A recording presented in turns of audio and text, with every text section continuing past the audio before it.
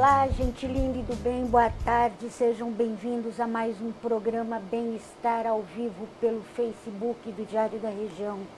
Hoje nós vamos falar sobre um problema que atinge muita gente, embora você talvez em casa nem perceba, os riscos de querer agradar todo mundo. Não existe nenhum problema em querer agradar uma pessoa que nós amamos. Você pode agradar o pai, sua mãe, um amigo. É muito bom ver um sorriso no rosto de uma pessoa que nós gostamos. E nós também gostamos de ser agradados. O grande problema talvez seja quando você agrada o outro, mesmo se desagradando, fazendo o contrário. Na verdade, querer agradar todo mundo não é uma virtude e pode esconder um problema muito sério por trás disso. Mas o que leva alguém a querer agradar a todo mundo de qualquer jeito? Por que essa necessidade? Quem vai responder essas perguntas para a gente hoje são as nossas convidadas.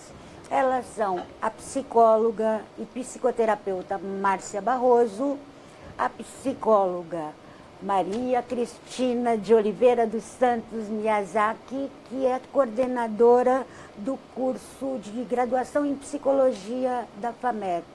Boa tarde, doutora, sejam muito bem-vindas ao nosso programa. Quem está conosco também é a repórter Rita Fernandes. Boa tarde, Rita. Boa tarde, Gisele Bortoleto, boa tarde aos internautas e às nossas convidadas. Gisele, o nosso tema é tão importante, tem falado tanto, surgido tanta atenção, que tem até um livro escrito por um psicólogo e um filósofo japonês que é chamado A Coragem de Não Agradar, que já vendeu mais de 3 milhões de exemplares pelo mundo. Então nós vamos saber das nossas convidadas o porquê que o ser humano tem essa eterna mania de querer agradar os outros. O que está por trás dessa necessidade?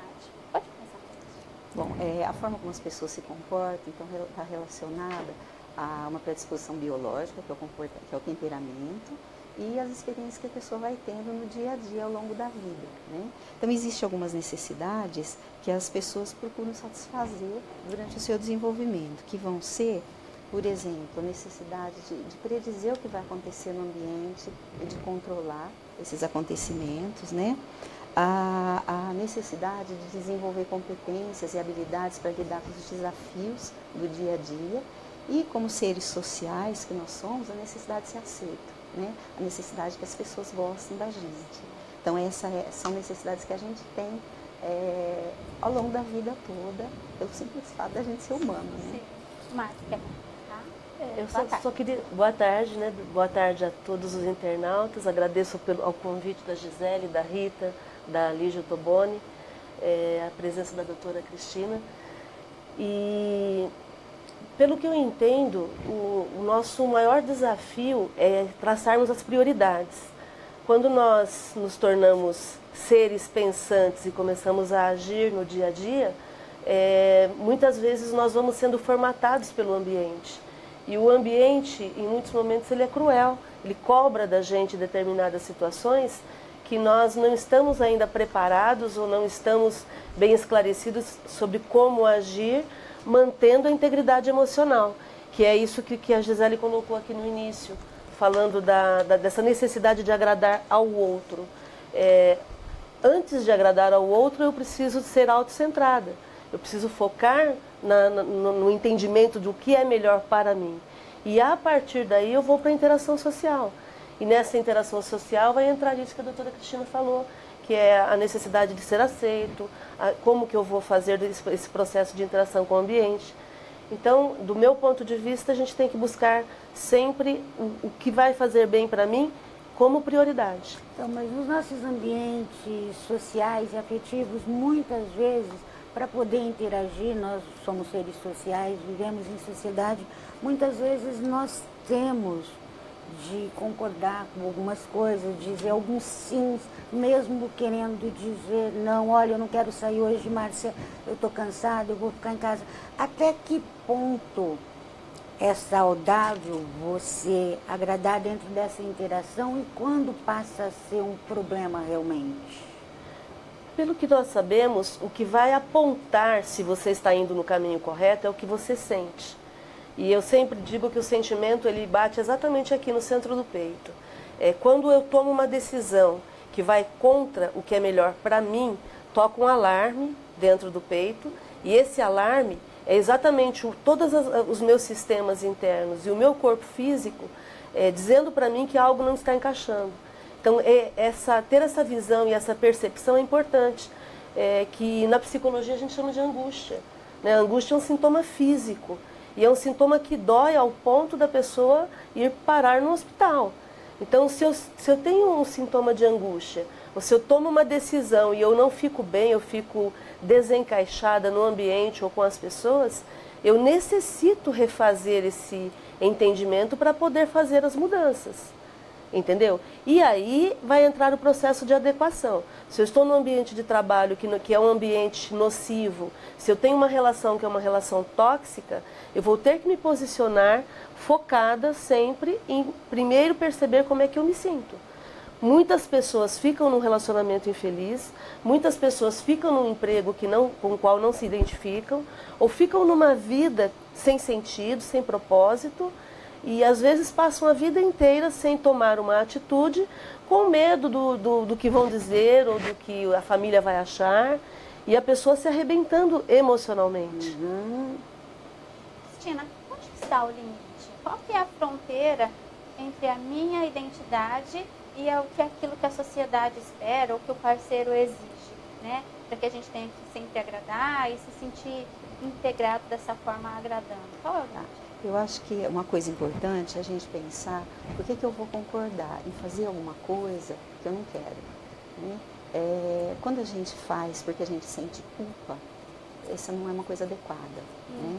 Agora, quando eu faço porque conscientemente eu tenho certeza que aquilo ali é uma coisa importante, que eu preciso fazer mesmo não querendo, isso acontece com todos nós. Né? Quando a gente está trabalhando, você faz um monte de coisa que você não gostaria, você preferia estar passeando, fazendo outra coisa, mas você sabe que aquilo é importante para você, então você faz. Então eu acho que a grande coisa é por que eu faço. Porque eu acho que é certo, porque eu acho que é aquilo mesmo que eu deveria estar fazendo, ou porque eu sinto culpa se eu não fizer. Então se eu sentir culpa é porque não é adequado, né? Porque a gente deve se comportar em função da culpa. Quer complementar mais? O interessante da culpa é que a culpa ela é paralisante. Quando eu sinto culpa diante de uma situação, eu paro de fazer aquilo e não vou para lugar nenhum. E as pessoas acham que sentir culpa já é a solução. Né? E a culpa não tem solução. A culpa, ela te paralisa, o medo te paralisa e ele não permite que você dê o próximo passo. Né?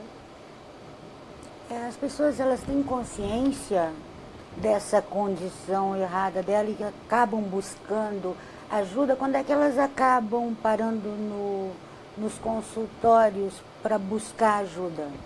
Muitas vezes, na minha experiência, chegam já com sintomas físicos, que a própria psicopatologia trabalha todo esse processo, né, mostrando para a gente a que ponto a pessoa deixou a vida dela chegar.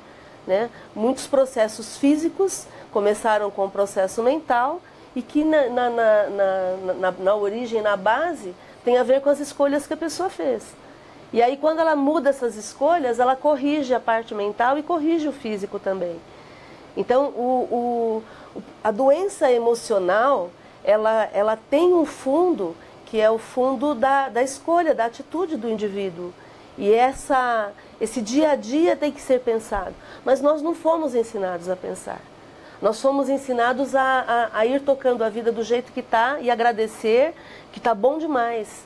E nós estamos vivendo agora um momento de transição em todos os setores e que, do meu ponto de vista, está sendo sensacional.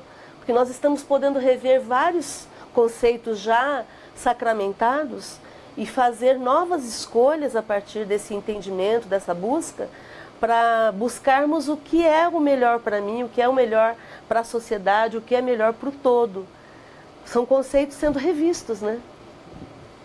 Cristina, no livro, os japoneses eles dizem que quando as pessoas eles norteiam as suas ações preocupadas naquilo que os outros vão pensar, ou preocupado em agradar, né, ele acaba não vivendo a própria vida, mas ele deixa com que a vida dele na mão dos outros e isso gera infelicidade. Realmente existe risco? Sem dúvida, né? Eu acho que a gente, ao longo do desenvolvimento, vai também desenvolvendo crenças sobre como é o mundo, né? E eu posso acreditar que eu, para ser uma pessoa boa, eu preciso ter a aprovação de todo mundo.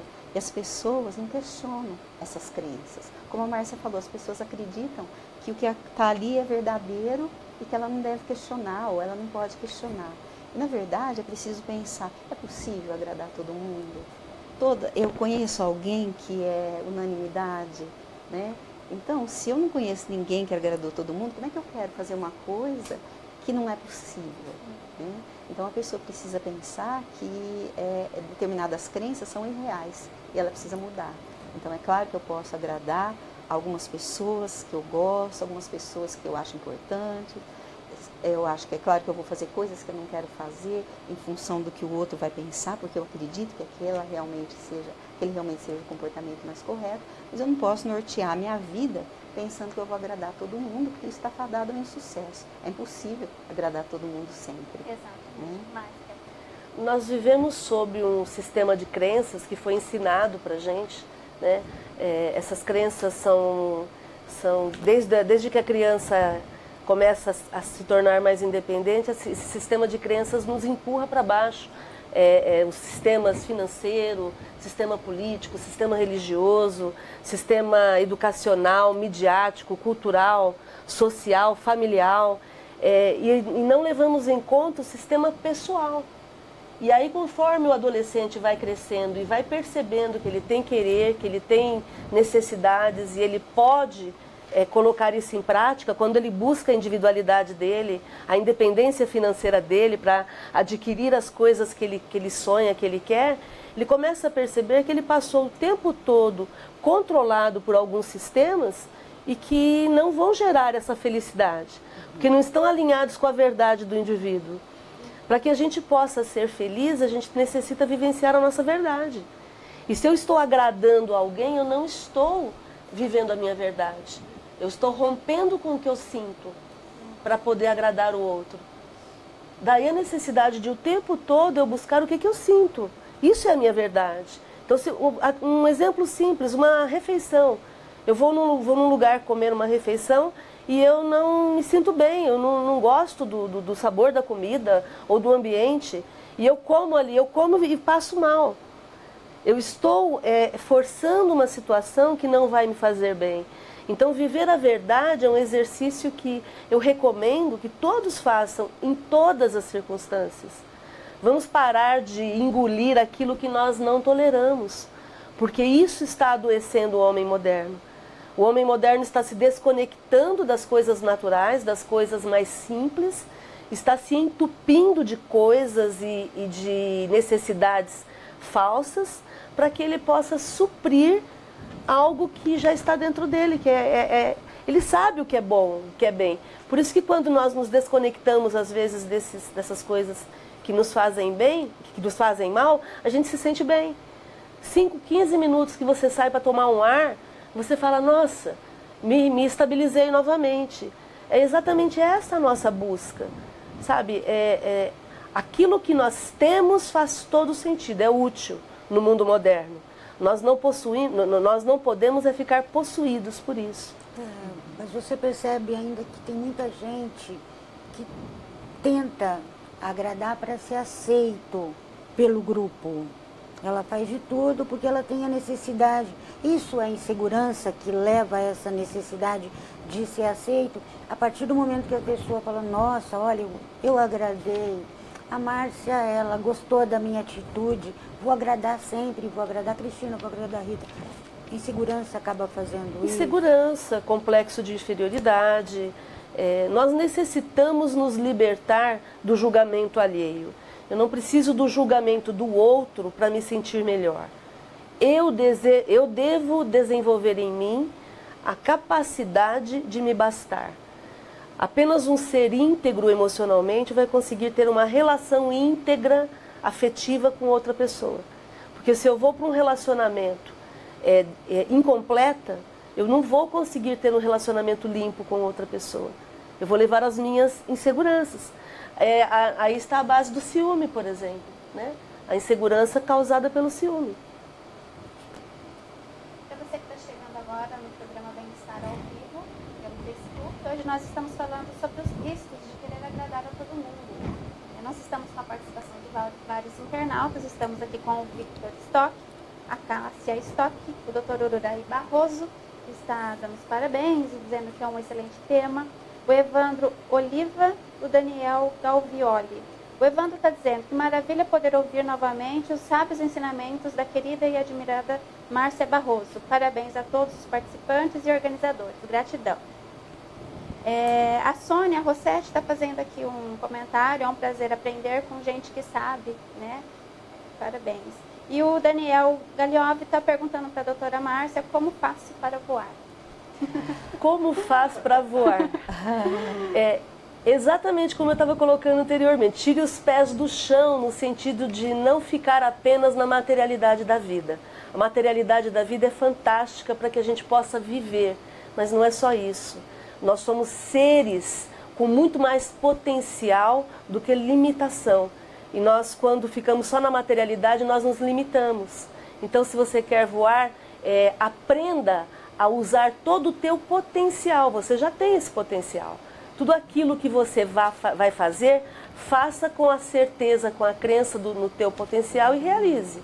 Não existe nada que você pense que você não seja capaz de realizar. Então agora o processo é de ação, né? E aliás o livro fala sobre isso, a coragem, né? Coragem é ação, coragem ela remete à ação. Então não dá mais para ficar esperando. Márcia, ao ser reconhecido e elogiado, realmente é possível eliminar esse sentimento de inferioridade e ganhar autoconfiança, ou essa é uma sensação momentânea? Vai passar. Por que as pessoas têm tanto medo de dizer não? Na minha experiência, não é uma sensação que passa, porque, na verdade, na psicoterapia, você auxilia o paciente a construir a segurança. Ele chega inseguro, ele chega com medos e ele vai aprender a desconstruir esses medos e nós vamos dar ferramentas para que ele possa viver a vida com essa coragem. Sim, mas eu estou dizendo quando a pessoa quer agradar, que ela só tem aquilo para agradar. Quando ela acha que está agradando o outro, é porque aí ela se sente momentaneamente satisfeita. É essa situação que você me referiu, isso é passageiro? É passageiro, porque terminou o ato, acabou. Acabou a sensação, né? Aí tem que fazer essa psicoterapia para que ela reconstrua a sua identidade. Não é ter que fazer nada. Não, sim. Né? O indivíduo tem que entender que todo o potencial está dentro dele. Ele é quem vai trabalhar esse potencial a partir do desejo, da escolha. Nós não somos definidos por aquilo que nos aconteceu ou pelos traumas. Nós somos definidos pelas escolhas que eu faço a partir de agora. Eu posso ter um passado bastante traumático, a gente vê muito isso dentro do consultório, um indivíduo com uma vida toda arrebentada emocionalmente, mas ele decide que a partir daquele momento ele vai ser feliz e ele vai fazer as escolhas necessárias para transformar a vida numa vida útil, dar um sentido de vida. E isso é fabuloso. Nós vemos os fênix, está cheio de fênix aí fora, de pessoas que renasceram das cinzas e que são exemplos para mim e para todos nós, no sentido de fazer a diferença com o potencial que tem. Cristina, as pessoas gostam de ser elogiadas de uma maneira geral. Só que ser elogiado é ser avaliado como bom ou ruim pela régua do outro. Como é que a pessoa pode realmente conhecer o seu próprio valor, fugir dessa armadilha, dessa necessidade de precisar ser reconhecido, elogiado e botar o outro também nesse círculo?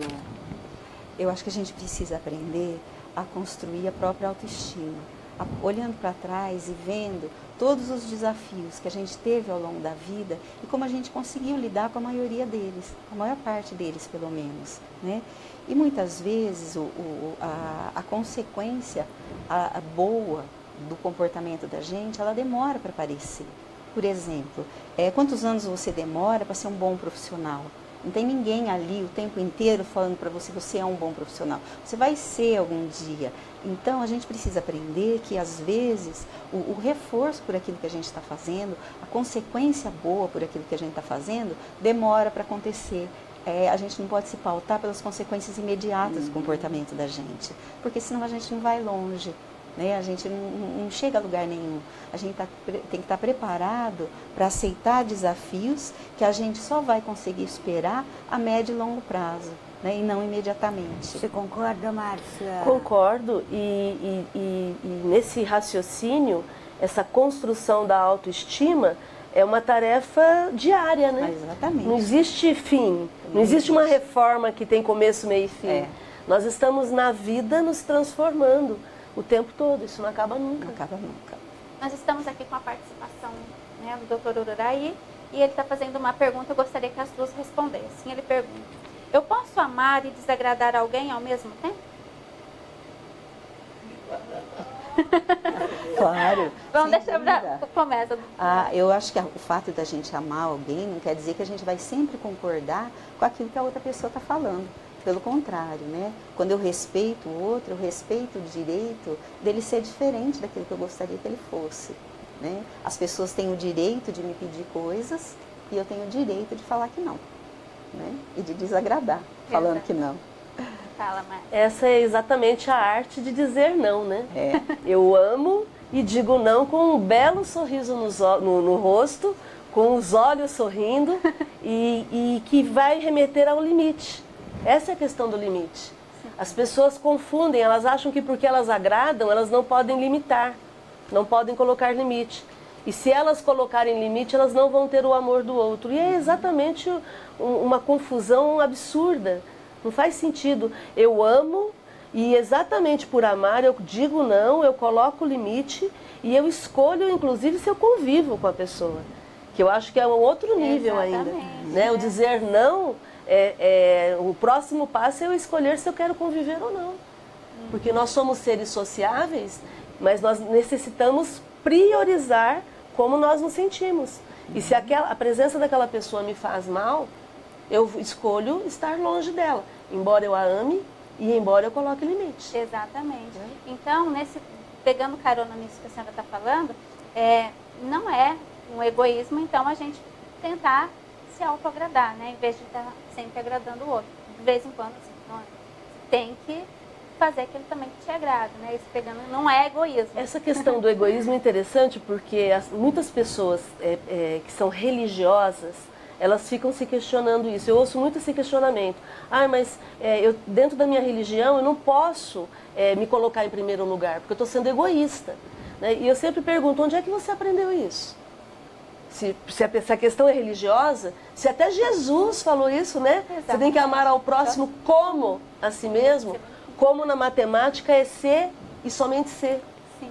Então você só vai amar o outro se e somente se você se amar. Entende? Então as pessoas fazem interpretações errôneas, inclusive religiosas, não é o caso aqui para a gente discutir, mas só para a gente poder entender como isso contamina as relações. Sim. E aí elas passam a aceitar tudo, a engolir tudo, como se elas não pudessem se defender, não pudessem dizer o que elas sentem. Egoísmo talvez seja sempre querer que as pessoas façam aquilo que eu quero, né? Exatamente, a gente tem o direito de falar não. Né? Da mesma forma que o outro tem direito de pedir, a gente tem o direito de dizer que não vai fazer. Né? São os direitos humanos. Sim. Olha, o Ururaí Barroso, ele também, a Rita não comentou, mas ele está dando parabéns pela escolha do tema e pela escolha dos convidados. Gratidão. Obrigada. Maria Cristina, nós estávamos falando exatamente, vocês já comentaram, que esse comportamento de querer agradar ao outro, ele interfere realmente na nossa saúde física. Quais os principais problemas que podem comprometer na nossa saúde? Olha, quando você tenta fazer tudo aquilo que as pessoas têm expectativa que você faça, você coloca sobre você um peso muito grande, né? E a gente tem o impacto, e isso pode causar um estresse nas pessoas. Por exemplo, quando a gente estuda profissionais da área da saúde, a gente avalia o grau de estresse que esses profissionais vivem na medida em que eles querem o tempo inteiro atender tudo aquilo que o paciente, que o ambiente está demandando. E a gente tem casos de estresse excessivo, até de burnout, que acabam com a vida da pessoa, com a vida do profissional. Né? Então, eu acho que a gente precisa desenvolver habilidades de colocar limites em relação àquilo que é exigido da gente, e a gente pode fazer isso com jeito. A gente pode aprender a dizer não de uma forma que não ofenda o outro, né? Sendo claro por que você não quer, não sendo agressivo quando você fala que não, falando imediatamente que você não vai concordar com aquilo que a pessoa está pedindo, para a pessoa ter a possibilidade de fazer outras coisas ou de procurar ajuda com outras pessoas, mostrando empatia. Quer dizer, eu entendo que você quer que eu faça isso, mas eu não quero fazer isso por esse motivo, tá? E explicar por que a gente não quer fazer. Tem o direito de não querer fazer, né? Às vezes, no trabalho, as pessoas insistem com a gente que elas querem que a gente faça. E a gente precisa ser firme. Na medida que você falar não, eu não vou fazer, você manter o não. Fala, não, eu realmente não posso fazer e não vou fazer. E aí a pessoa aprende que você tem limites e passa, inclusive, a respeitar mais você. Porque as pessoas têm uma tendência a não respeitar aquelas, as outras pessoas que fazem tudo que elas querem, né? As pessoas que não colocam limites. Então, o limite é uma coisa imprescindível para o relacionamento. É só a gente pensar como é que iam ser os filhos da gente se a gente não ensinasse a eles terem limite para fazer as coisas, né? Márcia? Essa falta de limite está na base de outros comportamentos também, né? Por exemplo, o abuso de drogas, o abuso do álcool, também tem a ver com essa falta do limite que muitas vezes o pai, a mãe, para agradar o filho, né, para não dizer não. Quantos perdem a vida porque o pai não disse não na hora de dar a chave do carro ou permitir que saísse depois de dirigir embriagado. Então, a gente acha que esse assunto é um assunto simples, mas esse assunto agradar, ele tá na base de uma série de comportamentos sociais e que tem uma repercussão na vida diária das pessoas.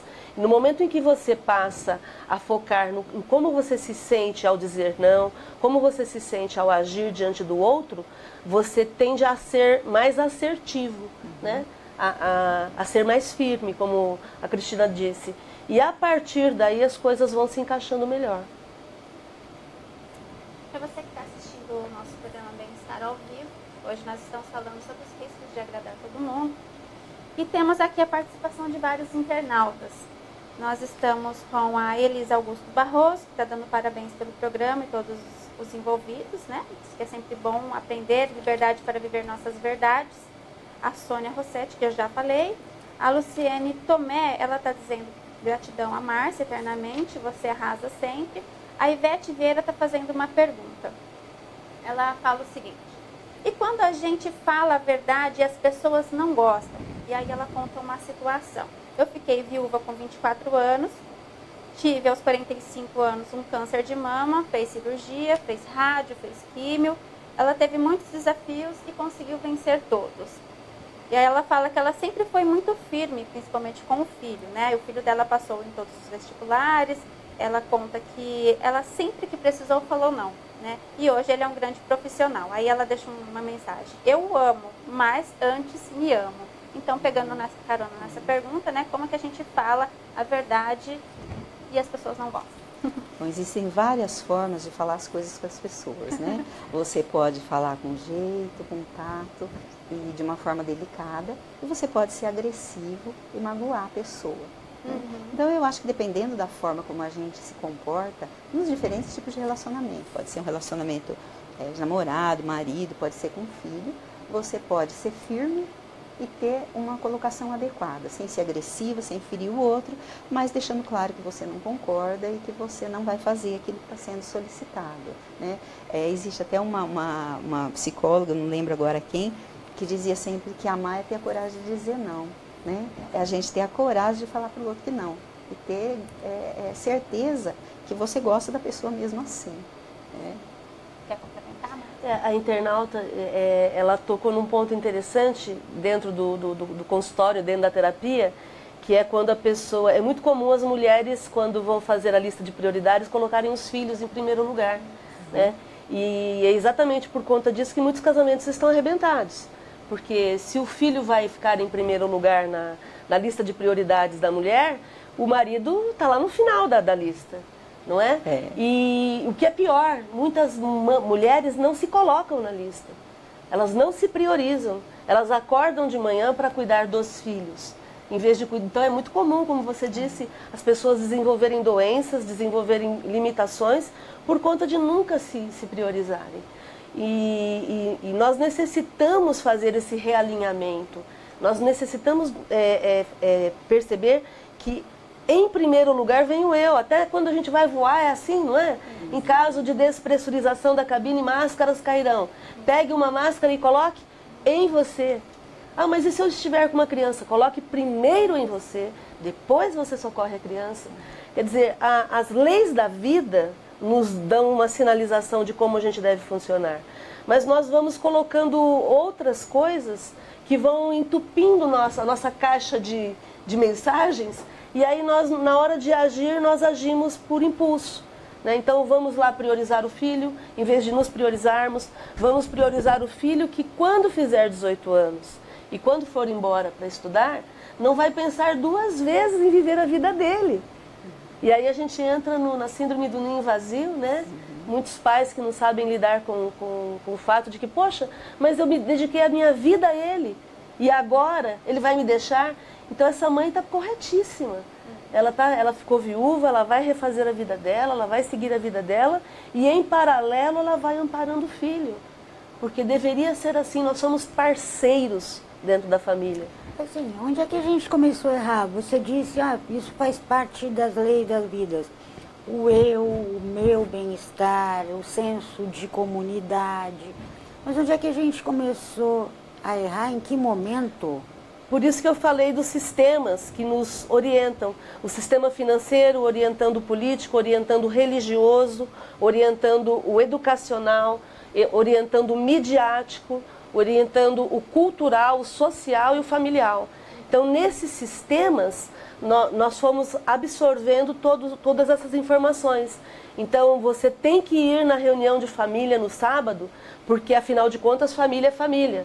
Poxa, mas eu não tolero aquela situação, eu não tolero aquelas pessoas, eu não quero ir naquela reunião. Os famosos jantares de final de ano novo, né, onde se reúnem pessoas que não se suportam o ano inteiro, dentro de uma varanda de 10 por 10, né? 10 metros por 10 metros, colocam bebida e querem que fique bem.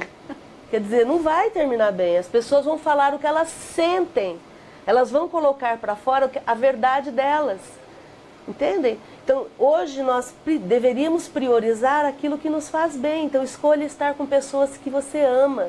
Escolha estar com pessoas que você tem afinidade. E se você não tem afinidade com quem você tem andado, mude as suas prioridades. Porque aí você vai tender a ser feliz. Entendeu? Então, é um realinhamento que nós temos que fazer.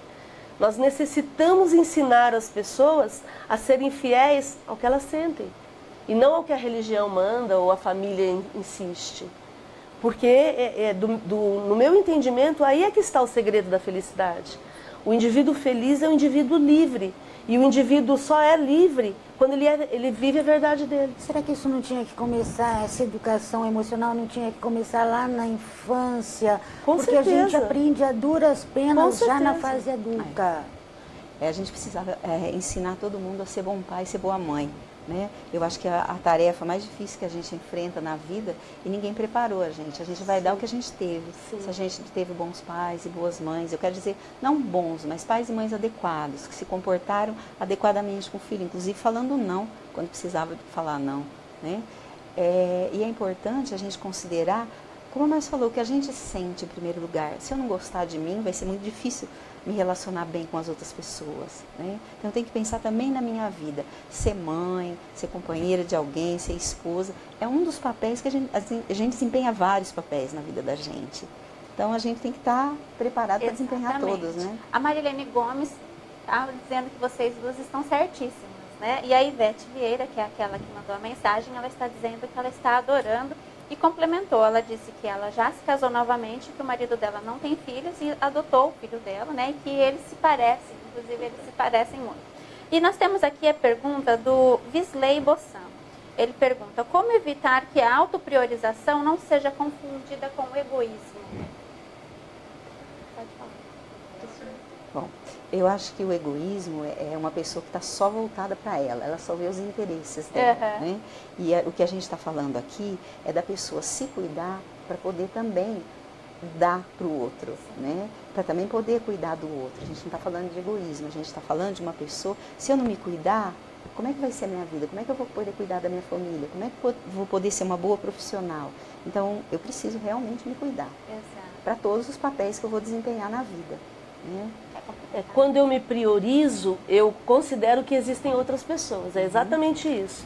No egoísmo não existem outras pessoas. O egoísmo é só eu. Eu até faço uma separação, né? O orgulho é quando eu me acho melhor do que o outro, e no egoísmo, que outro? No egoísmo não existe outro. Então a atitude egoísta não tem nada a ver com a atitude da priorização, porque na priorização vai ter o primeiro lugar, o segundo lugar, o terceiro lugar. Existem outras pessoas. Doutora, a senhora falou a respeito da síndrome do ninho vazio, mas também acontece muito das pessoas, num relacionamento a dois, um que quer agradar o outro, e aí ou a pessoa vem a falecer, ou separa, e aí a pessoa fica completamente perdida porque não tem mais o outro para agradar e ela não sabe o que ela gosta. Acontece isso? Acontece. Eu costumo dizer que a gente não pode ter uma única fonte de reforço na vida. A gente não pode ter coisas boas só de uma pessoa, só de uma situação, ou só da família, ou só do trabalho, ou só dos amigos. Então a gente tem que ter várias fontes de coisas boas na vida da gente, porque eventualmente a gente pode perder alguma, né?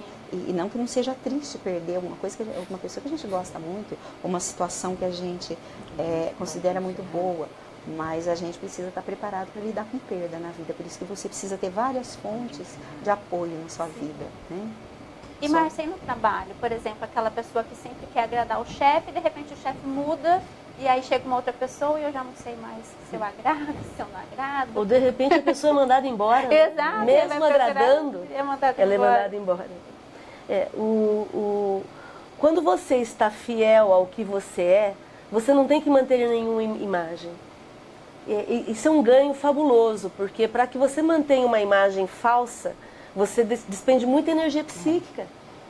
Para eu mostrar que eu sou gente boa, por exemplo, e se eu sou uma pessoa que não sou legal, eu vou ter que despender muita energia para poder ficar o tempo todo mostrando uma fotografia legal do meu comportamento.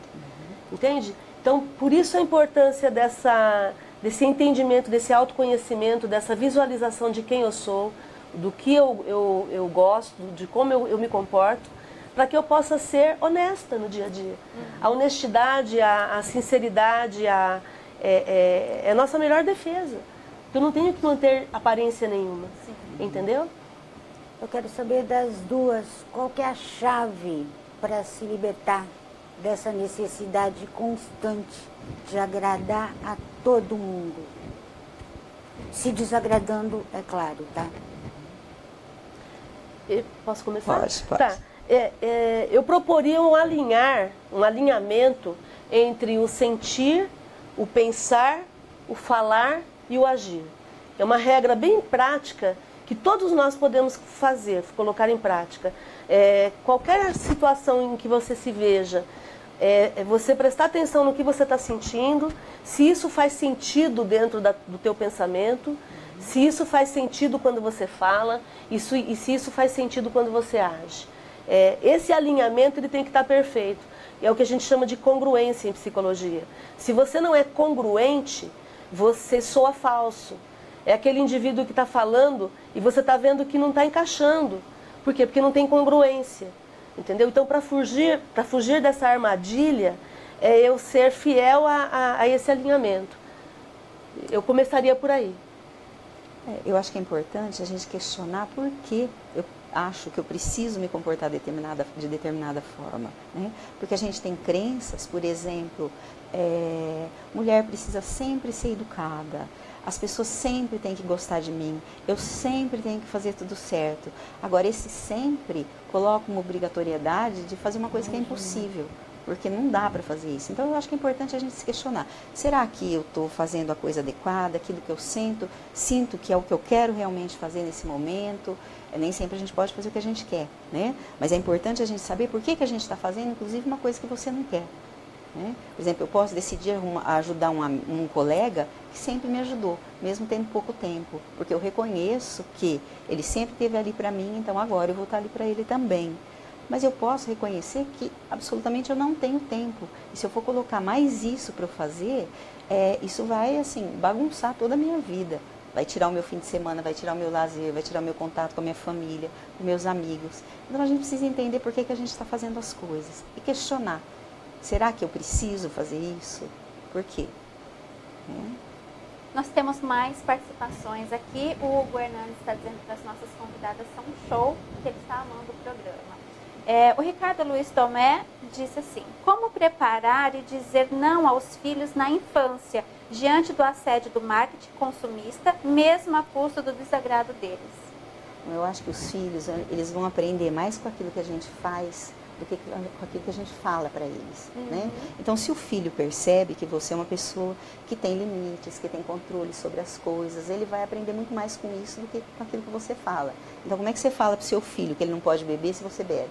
Como é que você fala que ele não pode fumar se você fuma? Como é que você fala que não pode comprar tudo para ele se você compra tudo que você quer, né? Mesmo às vezes sem poder?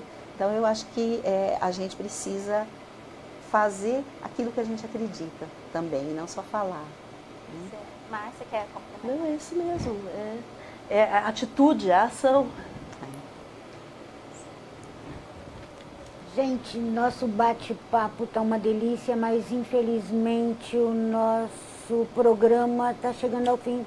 Nós gostaríamos de agradecer a participação das nossas convidadas, de você, internauta que está em casa, e pedir que elas fizessem as últimas considerações sobre esse tema. Vocês viram que muita gente busca essas respostas pela participação do internauta, todo mundo quer saber a fórmula para isso. Ok. A fórmula é você ter um referencial interno mais alto do que o referencial externo. Se você sabe quem você é, conhece seu valor e sabe o que você quer da sua vida, você vai colocar o que você pensa acima do que o outro pensa. E aí você foge do julgamento alheio, você foge da expectativa do outro e você tende a fazer escolhas que vão te tornar mais feliz, porque aí você está vivendo a sua verdade. Então, assumir o controle da própria vida é fundamental. Vamos deixar de ser joguetes do marketing, ou do meio, ou dos sistemas, e vamos viver uma vida muito mais abundante a partir do nosso potencial. Eu sei que é possível, porque todos os dias nós lidamos com isso. E nós podemos construir a autoestima a partir dessa validação do eu. Eu acho que tudo isso que a Márcia falou, e também que a gente precisa estar pronto para aceitar desafios e para entender que a gente consegue lidar com eles. É só olhar para trás e ver quanta coisa a gente conseguiu fazer e acreditar que daqui para frente a gente vai conseguir fazer outras mais. E se dar bem com isso e, consequentemente, acreditar em você. Queremos agradecer também ao Marco Aurélio e dizer que na semana que vem a gente vai estar aqui no mesmo horário. Só que, infelizmente, nos próximos 20 dias nós não vamos contar com a participação de uma pessoa muito querida nossa do programa, a Lígia Ottoboni. Ela merecidamente está saindo de férias. Lígia, aproveita bastante as tuas férias e a gente te espera logo, logo aqui com a gente, tá? Boa tarde, um beijo a todos.